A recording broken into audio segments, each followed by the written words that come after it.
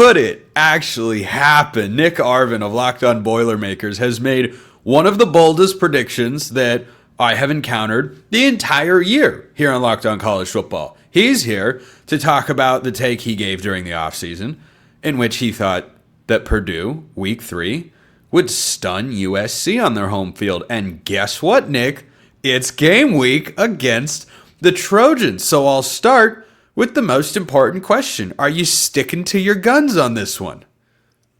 I feel like I have to stick to my guns, Spencer. I'm not nearly as confident as I was when I did give that take, just because of how good USC has looked. That offense looks like one of the best offenses in the nation, especially in the Big Ten. Jaden Maiava is looking to be a Heisman candidate this year. He throws her 400 yards last week against Georgia Southern. So I'm definitely more concerned about where Purdue stands going into this matchup. They open up as 21-point dogs, so obviously a large hill to climb. But I am under the impression that if Purdue can stay competitive in this game, don't let that USC offense get big plays. Don't let them get a lead early. If you're able to stay competitive, stay close at your home field at Ross-A, which has been electric so far this year, anything can happen.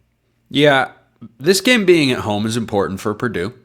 And Barry Odom, like another head coach that just got a signature win, Jeff Lebby over at Mississippi State in the SEC, is looking for just that, a signature win. Every coach in his first year or in his second year is looking for that moment. When you don't have one of those, your fans start to turn on you because they go, what exactly do we have to feel good about here? Well, Mississippi State's got that. Barry Odom could buy the emotional investment of every single Boilermaker fan or adjacent Boilermaker fan in the state of Indiana if he could find a way to win this game. USC has played 2 inferior opponents, most recently Georgia Southern. They have looked really good. By the way, I don't think that's something that you knock and say, oh, well, they haven't played anyone. I've watched Clemson struggle with Troy. I have watched Penn State struggle with FIU. When you look good against inferior competition, I say, oh, so you look like the way a good team should look. Let's start with the USC passing offense. This has to be the primary focus. Not that the Trojans haven't shown ability to run the ball, and that's been an underrated thing for Lincoln Riley's teams over the years. But if Jaden Maiava is hot, I just don't see how this Purdue offense keeps up. I mean, I agree with you to a certain extent. I think that, especially from the defensive side of the ball, that secondary is not going to be able to compete with Jaden Maiava. That's just kind of the reality of the situation. USC has the better players. Purdue brings in so many different guys. They're still trying to get used to playing together, and that's something that we have seen. So for Purdue, the only way that you stay in this ballgame, the only way that you have a chance of upsetting USC is if you keep your offense on the field. You have to win that time of possession battle, and you can't lose the turnover battle. I would say that you have to win both of those 2 categories in order to stay competitive against this team. You have to continually have these long drives, assert the run offense early so that you're not one-dimensional, so that you're not forcing Ryan Brown to try to air balls down against a talented USC secondary. It's going to be a big task for Purdue to pull it off, but they have to win those 2 categories. They have to win the time of possession. They have to win that turnover battle. And then I think if they do that, anything can happen. Yeah, a shootout is not the way that Purdue goes and stuns the world here and slows USC's roll. Here's another way of looking at it, and it's in the same vein that you're thinking about this matchup, Nick. According to our friends at FanDuel, the over-under in this game is 58.5. If that over is hitting, no shot. No, that has to be someone who takes that particular prop bet has to be not sweating on under 58.5 by the 4th quarter. If they are able to do that, all right, it could get interesting.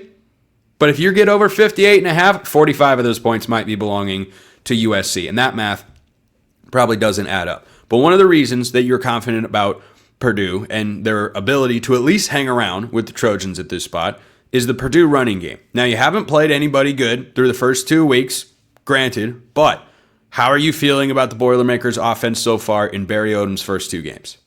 I honestly feel pretty good. And just to go back to your point, the one thing I did want to mention about this matchup, USC has everything to play for in this game. If they lose this game against Purdue, You said Lincoln Riley, he's going to be in a Kalen DeBoer spot. He's going to be in a Napier spot. He's not going to be very loved by the Trojan faithful. If Purdue loses this game, it's just another Saturday. They're not expected to win this one, but if they are somehow able to win this one, it would mean the world. So Purdue, they can lose this game. USC cannot. So I think that's a lot more pressure on USC than Purdue at home. But back to your point about running the football, we've seen that Devin Mockabee has really stepped up and been solid this year. He's been good his previous 3 years, but he really has something to prove in his senior season. Under Ryan Walters, he had a lack of production from his freshman year. His freshman year was kind of his most productive year, but this year could top that. He goes for over 120 yards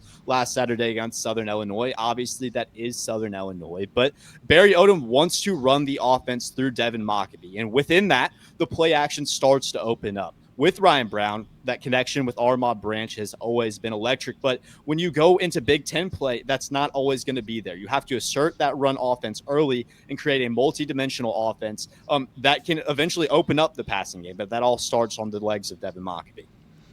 Talk about the Purdue defense. This USC offense has looked explosive, dynamic. The stats are just as impressive as the game tape if you've watched the Trojans at all this year. I mean, Mekhi Lemon is lighting the world on fire, no surprise.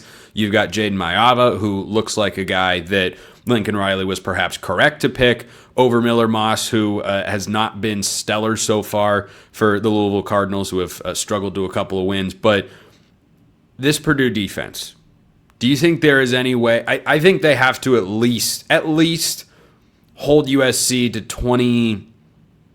I think it's got to be 24 points or fewer. I really do, because I think the USC defense is underrated because it's Lincoln Riley. They can't play defense. Dan Tinlin's good. They've got a couple of guys. Eric Gentry is still there. Kamari Ramsey's still there. This is a solid USC defense that is going to be well coordinated and well schemed. But that Purdue defense, I think the number is 24. I think that's about the most that Purdue could get in this game. I mean, that's absolutely fair. And I would say the most important spot on that Purdue defensive side of the ball is the linebacker core. They have stepped up against Ball State.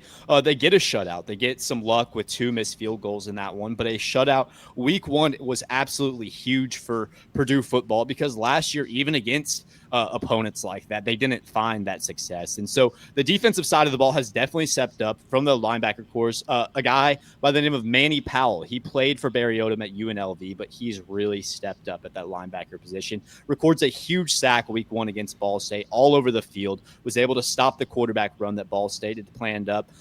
Wasn't as great against Southern Illinois, but still did a good job stopping the run. And then Sanders Ellis, a Tennessee State transfer, another big leader at that linebacker core. That linebacker kind of group is going to be so pivotal to contain this USC offense and to really limit what they're going to be able to do Saturday. I will just throw this out there for the Purdue faithful as an olive branch before I give you my score prediction and Nick gives his. Alabama last year, favored by about 22 points on the road at Vanderbilt. Took the loss. Ohio State on the road at Michigan, favored by 20 to 21 points. Somewhere in that range, they lost the game outright. So don't let a point spread deter you from thinking craziness can happen. That said, I've got USC 37 to 10. Not one of my best bets this week because USC's going on the road for the first time. And the environment will be rocking. But, yeah, I don't have any major worry about the Trojans here.